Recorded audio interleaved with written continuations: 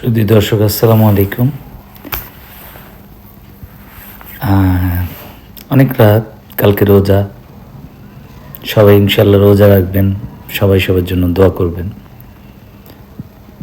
জরুরি একটা কথা বলতে চাই, আপনারা যারা বাইক অথবা গাড়ি চালান, অনেক ক্রাউডের মধ্যে দিয়ে যদি আপনি গাড়ি অথবা বাইক চালায় আসেন, সেই ক্ষেত্রে পরিচিত কেউ ডাকলেও আপনার বাইক অথবা গাড়িটি থামাবেন না।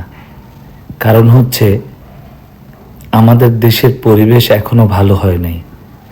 হয় আপনি ছিনতাইকারীর পাল্লায় পড়তে পারেন, অথবা ব্ল্যাকমেলারের পাল্লায় পড়তে পারেন, অথবা অহেতুক যে বন্ধু আপনাকে ডাকছে তাকে বাদ দিয়ে অন্য কাউকে নেওয়ার জন্য প্রেশারাইজ করতে পারে।